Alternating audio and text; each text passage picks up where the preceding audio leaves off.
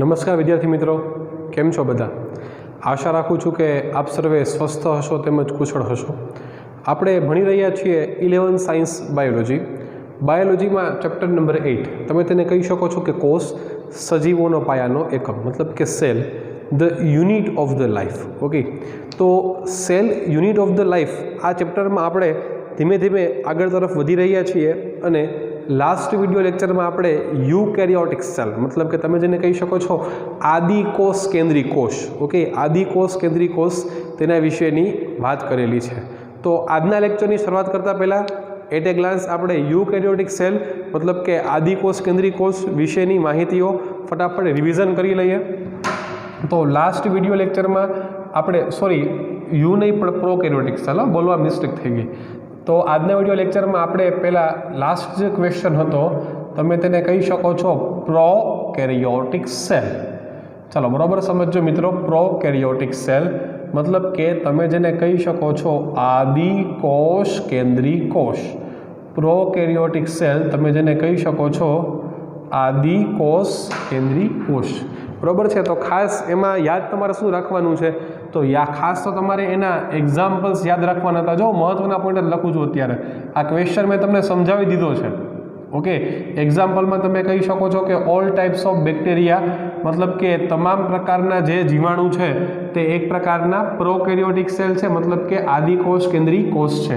ત્યારબાદ તમે કહી શકો છો કે ઓલ ટાઈપ્સ ઓફ સાયનોબેક્ટેરિયા, તમામ પ્રકારના સાયનોબેક્ટેરિયા કે જેને તમે કહી શકો છો નીલ, હરિત, લીલ. સાયનોબેક્ટેરિયા તમે તેને કહી શકો છો નીલ, હરિત, લીલ, એ પણ પ્રોકેરિયોટિક સેલનું એક્ઝામ્પલ છે. ત્યારબાદ તમે કહી શકો છો mycoplasma. Okay, what? Mycoplasma. Mycoplasma is the smallest living cell. નાનામાં નાનો જીવંત કોષ હોય તો તમે તેને શું કહી શકો છો? માઇકોપ્લાઝમા, બરોબર છે. એ પણ એક પ્રકારનો કેવો પ્રોકેરિયોટિક એટલે કે આદિકોષ કેન્દ્રી કોષ છે. ત્યારબાદ તમે કહી શકો છો PPLO means pleuro pneumonia like organism. Full form ખાસ યાદ રાખવું. PPLO મતલબ કે પ્લુરો ન્યુમોનિયા લાઇક ઓર્ગેનિઝમ. તમે જે ડેફિનેશન મતલબ કે વ્યાખ્યાની જે બુક બનાવી છે એમાં તમારે ફૂલ ફોર્મ પણ એમાં એડ કરી દેવું. PPLO મતલબ કે પ્લુરો ન્યુમોનિયા લાઇક ઓર્ગેનિઝમ. આટલી વાતો કરેલી. પછી બેક્ટેરિયાના પ્રકારો વિશેની વાત કરેલી છે.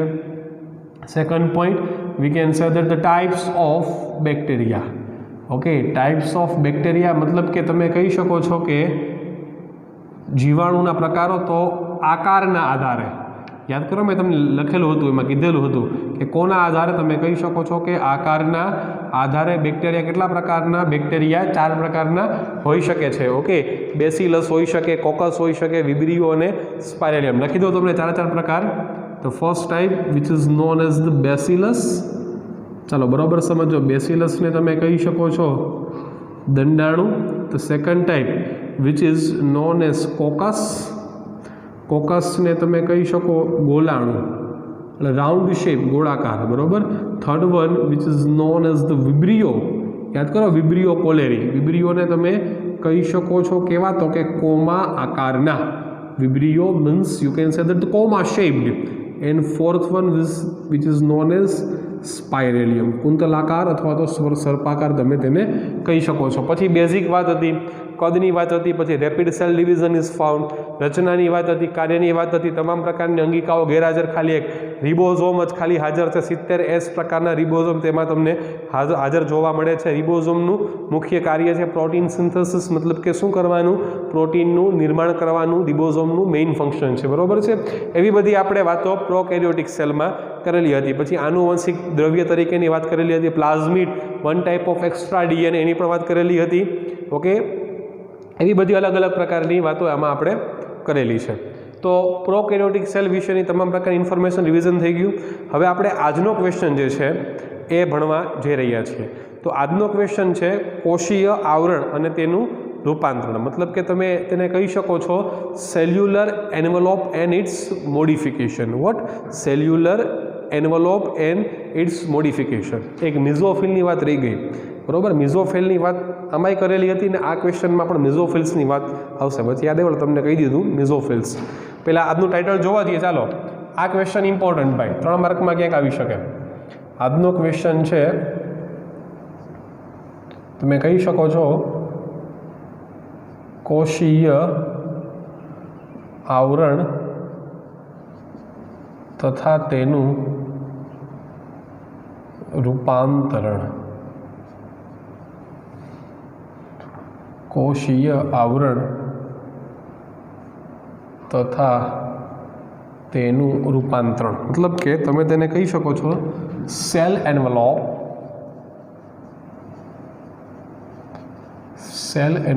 एंड इट्स मॉडिफिकेशंस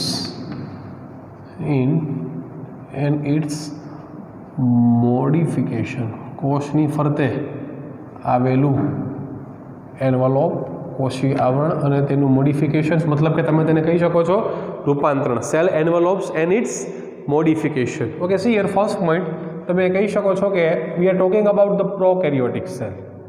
चलो बराबर समझो, we are talking about what, we are talking about the prokaryotic cell मतलब के तमे कही शको छो के आदिकोष केंद्रीय कोष में तेनी फरते मतलब के कोषनी फरते आदिकोष केंद्रीय कोष में तेनी फरते એટલે કે કેની ફરતે તો કે કોષની ફરતે જટિલ मतलब के कॉम्प्लेक्स तथा विशिष्ट रसायणों बनेलू। जटिल मतलब के कॉम्प्लेक्स तथा विशिष्ट रसायणों बनेलू। एनवलप मतलब के कोशीय आवरण आवेलू है। टूंकवू ने टच ई कहेवा शुं मांगे छे खबर छे के भाई आदिकोष केंद्रीय कोषनी फरते कोशीय आवरणनी हाजरी। आ कोशीय आवरण केवुं छे भाई तो के कोशीय आवरण छे ने खूब ज जटिल है। 100% सिंपल बात बराबर। कोषनी फरते कोशीय आवरण ए आवरण केवुं छे आवरण साव सिंपल नहीं, आवरण जटिल है। वળી કે आवरण सिंपल है। चलो पॉइंट नंबर 2 તમે કહી શકો છો કે આ જે પણ કાંઈ એન્વલપ છે એટલે આ જે પણ કાંઈ આવરણ છે એ આવરણના બંધારણને તથા તમે કહી શકો છો કે ગ્રામ સ્ટેઇનિંગ ટેકનિકના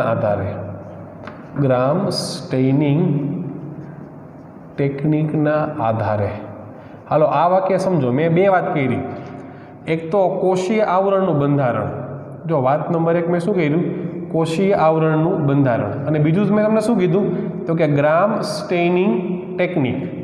स्टेन करवू मतलब के अभिरंजित करवू।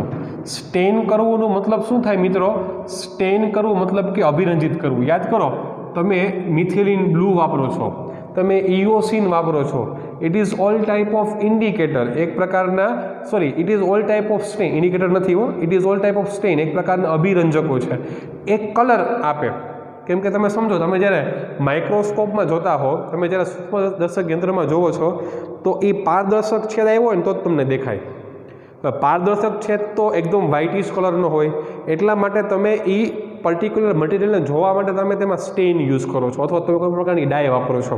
ओके, એટલે કોના આધારે આ આવરણ કે જે જટિલ છે જટિલ આવરણના બંધારણના આધારે તેમજ ગ્રામ સ્ટેનિંગ ટેકનિકના આધારે તમે કહી શકો છો કે બેક્ટેરિયા 2 પ્રકારના। ચાલો કોના પ્રકારની વાત ચાલુ છે અત્યારે? બેક્ટેરિયાના પ્રકારની વાત ચાલુ છે। જા 4 પ્રકારના છે। કોના આધારે? આકારના આધારે। અહીંયા કોના આધારે? ગ્રામ સ્ટેનિંગ ટેકનિક અને તેની ફરતે આવેલા आवरणना बंधारणना आधारे। फरी बोलूं छूं, ग्राम स्टेनिंग टेक्निक अने तेनी फरते आवेला आवरणना बंधारणना आधारे बेक्टेरिया केटला प्रकारना? बेक्टेरिया 2 प्रकारना जोवा मळे छे। एमांथी तमे कही शको छो के प्रकार नंबर 1 एने कहेवाय ग्राम पॉजिटिव। आ प्लस V एटले पॉजिटिव थाय। It is nothing, it is what? It is gram positive type of bacteria and second type which is known as gram negative type of bacteria। gram negative type of bacteria એટલે ટૂંકમાં એવું તમે યાદ રાખો અત્યારે ખાલી board પૂરતું નીટમાં extra આવશે બોર્ડ પૂરતું એવું યાદ રાખો કે ગ્રામ નામના સાયન્ટિસ્ટે એક અભિરંજક આપ્યું। એ અભિરંજકથી અભિરંજિત થાય તો તે બેક્ટેરિયા પોઝિટિવ, અને ગ્રામ અભિરંજિતથી અભિરંજિત ન થાય તો એને તમે કહી શકો છો નેગેટિવ. મતલબ કે તમે કહી શકો છો it is able to stain with the help of gram stain, એટલે કે ગ્રામ અભિરંજિતથી અભિરંજિત થાય છે. અહીંયા તમે કહેશો કે ગ્રામ અભિરંજિતથી અભિરંજિત થતા નથી, that's why it is positive and this one is negative. તો સિમ્પલ વાત થઈ ગઈ. કેટલા મુદ્દા સમજ્યા? 2 મુદ્દા સમજ્યા. મુદ્દો નંબર 1 સમજો. પ્રોકેરિયોટિક સેલમાં, મતલબ કે આદિકોષ કેન્દ્રી કોષમાં તેની ફરતે આવેલું આવરણ, તેની ફરતે આવેલું એન્વલોપ કેવું છે? ખૂબ જ કોમ્પ્લેક્સ છે, ખૂબ જ જટિલ છે. તે વિશિષ્ટ રસાયણોનું શું છે? બનેલું છે. ચાલો આ આવરણનું બંધારણ તેમજ ગ્રામ સ્ટેનિંગ ટેકનિક, ગ્રામ સ્ટેનિંગ મેથડના આધારે બેક્ટેરિયા 2 પ્રકારના, જો અભિરંજિત થાય તો પોઝિટિવ, ન થાય તો negative. Okay, now if you talk about the point number 3, જો તમે પોઈન્ટ નંબર 3 ની વાત કરો તમે કહી શકો, સીધા વયા જાઓ કોષીય આવરણ. ચાલો, કોષીય આવરણ મતલબ કે જે સેલ્યુલર એન્વલોપ છે એ કેટલા સ્તર ધરાવે છે? તો કે એ 3 સ્તરનું બનેલું. ચાલો બોલો, બરોબર સમજો. કેની વાત કરીએ છીએ આપણે? કોષીય આવરણ, સેલ્યુલર એન્વલોપ એ કેટલા સ્તરનું બનેલું છે મિત્રો? 3 સ્તરનું બનેલું છે. ચાલો, સ્તર નંબર 1 જેને કહેવાય ગ્લાયકોકેલિક્સ. ચાલો, સ્તર નંબર 1 ને શું કહેવાય? ગ્લાયકોકેલિક્સ.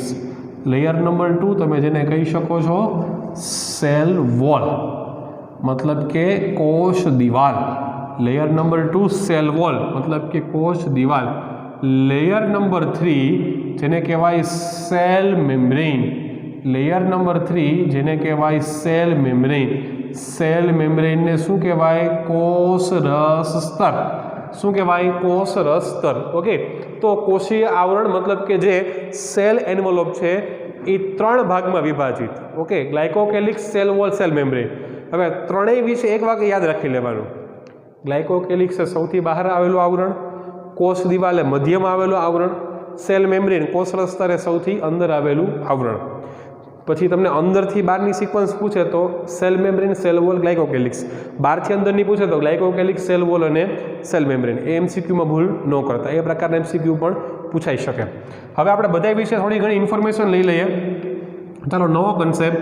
If we write the some points about the glycocalyx. ચાલો બરાબર સમજો. જો આપણે ગ્લાયકોકેલિક્સની વાત કરીએ તો તમે કહી શકો છો પહેલો પોઈન્ટ ગ્લાયકોકેલિક્સમાં કે તે સૌથી બહારનું આવરણ છે. તો ગ્લાયકોકેલિક્સમાં તમે શું કહેશો? તો કે તે શું છે? તો કે તે સૌથી બહારનું આવરણ છે.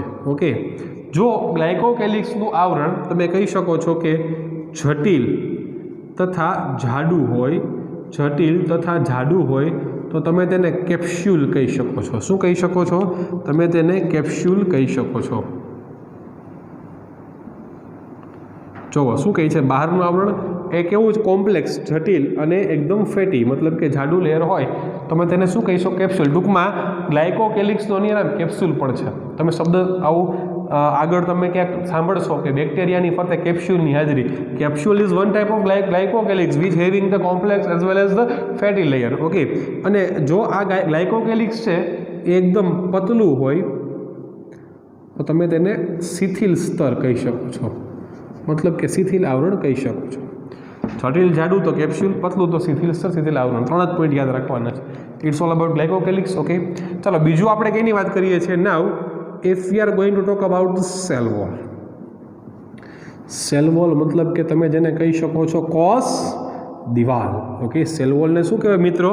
સેલ વોલને તમે કહી શકો છો કોષ દિવાલ. સાવ સિમ્પલ, તમે કહી શકો છો કે કોષ દિવાલ ક્યાં આવેલું છે?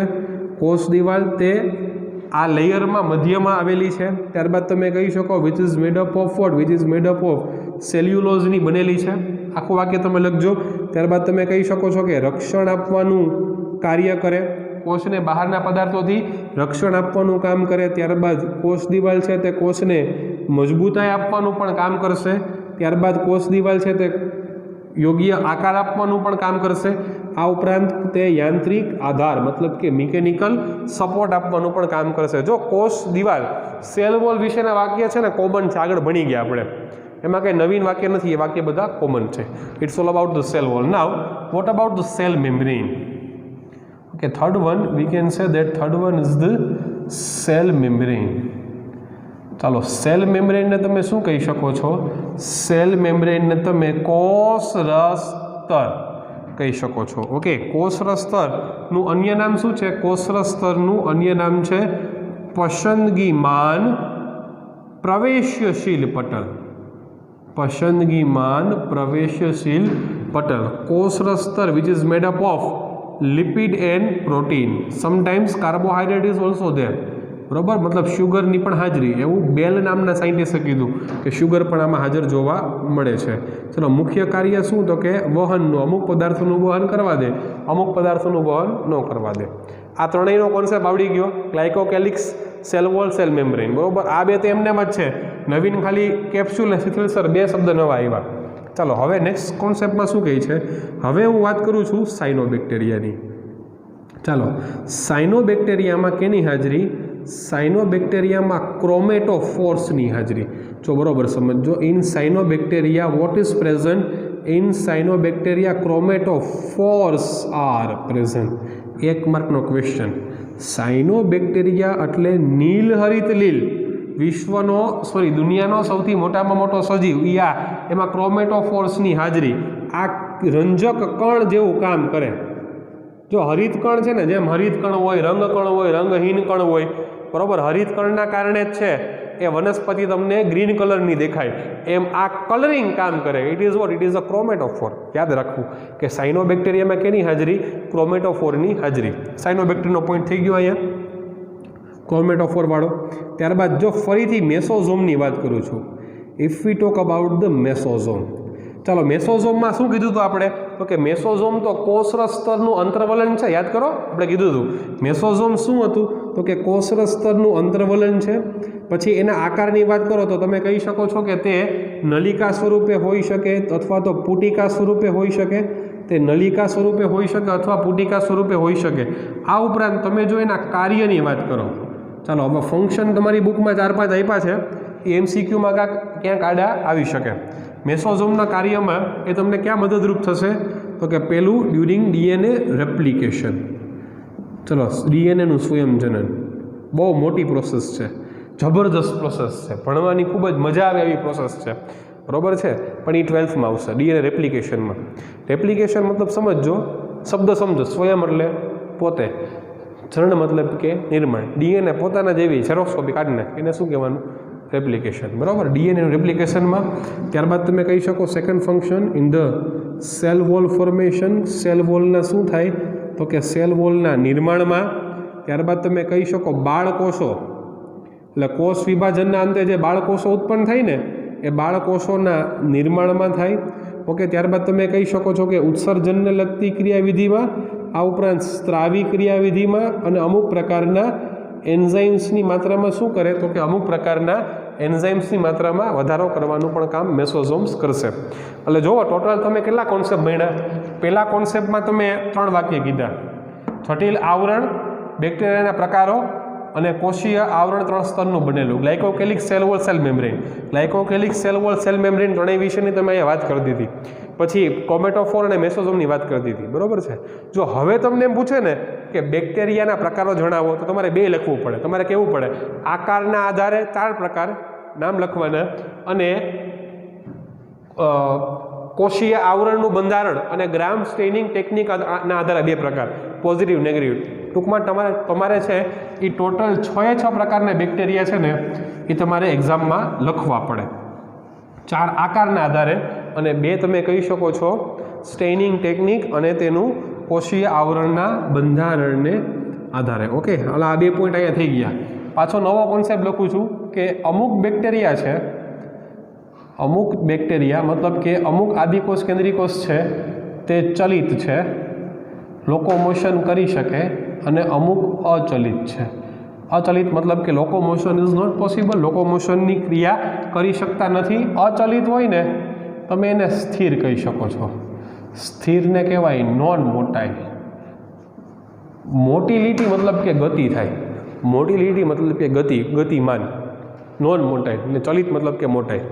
હવે સમજો કે જે ચલિત છે ને, ચલિત, અહીંયા ધ્યાન બરોબર સમજો. ચલિત બેક્ટેરિયા જે છે ને, એ ચલિત બેક્ટેરિયામાં કેની હાજરી? ચલિત બેક્ટેરિયામાં કશાની હાજરી. ચાલો કેની હાજરી? કશાની હાજરી. કશાને તમે કહી શકો ફ્લોજેલા, અથવા તો ઘણી વખત ફ્લોજેલમ એવો શબ્દ વાપરે છે. ચાલો બરોબર સમજો. For example, it is a one type of prokaryotic cell. ચાલો આ એક પ્રોકેરિયોટિક સેલ છે, બરોબર છે. આ રીતે it is one type of flagellum. આ રીતે કશાની તેમાં હાજરી હોય છે, બરોબર છે.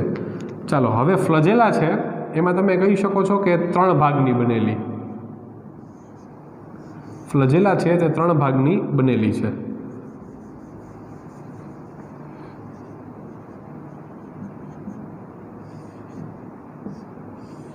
બરોબર છે. એક આ સૌથી બહારનો ભાગ છે, it is the first portion, પછી it is the second portion અને થર્ડ પોર્શન આ તલકાઈ છે, બરોબર. તંતુ, અંકુશ અને તલકાઈ એવા નામ હશે, બુકમાં જોઈ લેજો, બરોબર. તો first, second and third option આ થઈ ગઈ ફ્લોજેલાની રચના, બરોબર. ફ્લોજેલા લોકોમોશનમાં ભાગ ભજવે. તમને પૂછાય કે બેક્ટેરિયાનું લોકોમોટરી ઓર્ગન, મતલબ કે બેક્ટેરિયાનું પ્રચલન અંગ કયું છે, તો આવશે એમાં કશા. જો બેક્ટેરિયા 2 પ્રકારના છે, ચલિત પણ છે અને અચલિત પણ છે. અચલિત છે એ કોઈ પણ પ્રકારે આવું કંઈ બતાવતા નથી, પરંતુ જે ચલિત છે મતલબ કે લોકોમોશન કરી શકે છે એમાં કેની હાજરી? કશા, મતલબ કે ફ્લોજેલા તમને 100% તેમાં હાજર જોવા મળશે. હવે હું લખું છું અહીંયા નંબર 3માં પીલી, એ નંબર 4માં તમે કહી શકો છો ફિબ્રી. પીલી અને ફિબ્રી. ચાલો બરોબર સમજો. પીલી શું છે? પીલી છે તે નળાકાર રચના છે અને લંબાયેલી રચના છે, which is made up of protein. પીલી is made up of protein. ફિબ્રી શું છે? ફિબ્રી તમે કહી શકો છો કે ટૂંકી છે અને ખૂબ જ વધુ સંખ્યામાં છે, બરોબર છે. અને ફિબ્રીનું કાર્ય શું છે? તો કે બેક્ટેરિયાને પથ્થરો સાથે અટેચ, મતલબ કે જોડી રાખવા અથવા તો જકડી રાખવાનું કામ કરે છે. જોડી રાખવા અથવા તો જકડી રાખવાનું કામ કોણ કરે છે? તમે કહી શકો છો ફિબ્રી કરે છે. ખબર પડી? બરોબર સમજો. પીલી અને ફિબ્રી ખબર પડી ગઈ.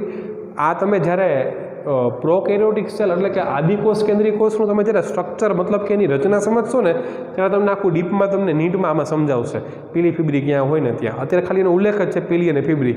હવે જે સેન્ટેન્સ આવે છે ને એ સેન્ટેન્સ મહત્વનું. પીલી અને ફિબ્રી આ બંને, એ લખું છું, પીલી અને ફિબ્રી આ બંને ચલિતતામાં કોઈ પણ પ્રકારનો ભાગ ભજવતા નથી. ચલિતતામાં કોઈ પણ પ્રકારનો ભાગ ભજવતા નથી, મતલબ કે લોકોમોશનમાં પીલી અને ફિબ્રીનો કોઈ પણ પ્રકારનો ફાળો છે જ નહીં. ખબર પડી? લોકોમોશનમાં માત્ર ને માત્ર કોનો ફાળો? તો કે કશા, ફ્લોજેલાનો જ ફાળો છે. પીલી અને ફિબ્રીનો લોકોમોશનમાં ફાળો છે જ નહીં. યાદ રાખજો, હું પૂછીશ પરીક્ષામાં, નીચેનામાંથી બેક્ટેરિયાનું પ્રચલન અંગ કયું નથી? આન્સરમાં આવશે પીલી અને ફિબ્રી. પ્રચલનમાં કામ લાગતા નથી એવું સેન્ટેન્સ બુકમાં આખું લખેલું છે, બરોબર. તો આ રીતે આખો જબરદસ્ત ક્વેશ્ચન, બરોબર, લખી દો તમને. Question of 3 marks. It is a question of 3 marks. આ ક્વેશ્ચન અહીંયા સંપૂર્ણપણે સમાપ્ત થાય છે. ઓકે, આ ક્વેશ્ચન તમને ફરીથી ફટાફટ એટ એ ગ્લાન્સ રિવિઝન કરાવી દઉં.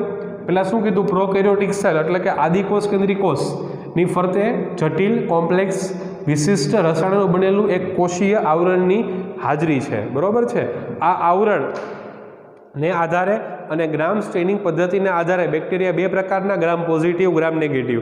હવે તમને કોઈ ક્વેશ્ચન પૂછે 2 માર્કમાં કે બેક્ટેરિયાના પ્રકારો જણાવો, તો તમે કહેશો આકારના આધારે 4 અને આ પદ્ધતિના આધારે 2.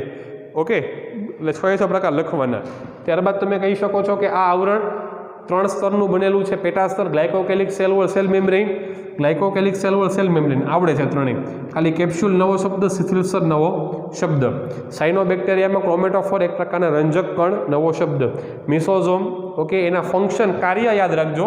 આમાંથી છે ને 100% એક MCQ આવશે. The one MCQ will be asked from this. Okay, કાર્યમાંથી એક 100% MCQ આવશે. ટૂંકમાં ગોખવાનું છે. તમે 10-15 વાર લખો ને તમને યાદ રહી જાય. બરોબર છે. બેક્ટેરિયા ચલિત પણ હોય, અચલિત પણ હોય, મોટાઇલ ઓર નોન મોટાઇલ, બરોબર. અચલિત હોય તો સ્થિર હોય, લોકોમોશન ન કરતા હોય. જે હાજર હોય એમાં કશા? ફ્લોજેલા, ફ્લોજેલમની હાજરી, બરોબર છે. તેમાં તમે કહી શકો છો કે તંતુ, અંકુશ અને તલકાઈ, બરોબર. તંતુ છે, અંકુશ છે અને તલકાઈ છે, બરોબર. તલકાઈ અટેચ હોય, સૌથી નીચેના છેડે હોય. પીલી અને ફિબ્રી નળાકાર લંબાયેલી પ્રોટીન ટૂંકી જાજુ સંખ્યામાં કાર્ય પથ્થરો સાથે જોડી રાખવામાં કામ કરે. પીલી અને ફિબ્રી એ લોકોમોશનમાં મતલબ કે ચલિતતામાં કોઈ પણ પ્રકારનો ફાળો ભજવતા નથી. તો આ સાથે આ ખૂબ જ મહત્વનો ક્વેશ્ચન 3 માર્કનો, બરોબર છે. પરીક્ષામાં 100% પૂછીશું આ ક્વેશ્ચન. એ ક્વેશ્ચન એ સંપૂર્ણપણે સમાપ્ત થાય છે. આશા રાખું છું કે તમને આ કોન્સેપ્ટ સમજાઈ ગયો હશે. જો હવે તમને છે ને આ પદ્ધતિ અને પોઈન્ટનું મહત્વ સમજાશે. કેમ કે તમે જો સીધા બુકમાંથી વાંચવા બેસશો ને, બરોબર, અથવા તમે બુકમાંથી ગોખવા બેસશો ને એ શબ્દ, તો તમને એ કંઈ ખબર જ નહીં પડે. આ તો તમને સમજાશે, અથવા તમે તમારા મનને બનાવશો કે આ મને આવડી ગયું છે, મને સમજાઈ ગયું છે, પણ તમે એને મોઢે કન્ટેન્ટને બોલી નહીં શકો. બરોબર, કન્ટેન્ટ જબરદસ્ત હોવું જોઈએ, કન્ટેન્ટ મોઢે બોલાવવું જોઈએ. તમે જ્યારે કન્ટેન્ટને મોઢે બોલો છો ત્યારે જ તમને કન્ટેન્ટ આવડે છે, એ સિવાય તમને કન્ટેન્ટ આવડતું નથી.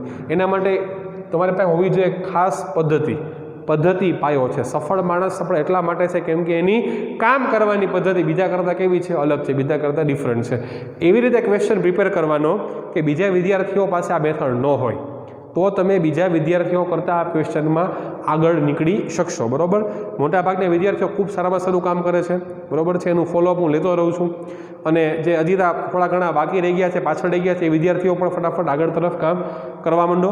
બરાબર, તો આ સાથે આજનું લેક્ચર અહીંયા હું સંપૂર્ણપણે સમાપ્ત કરું છું. આશા રાખું છું કે તમને આ બધો જ કોન્સેપ્ટ સારામાં સારી રીતે સમજાઈ ગયો હશે. Thank you very much.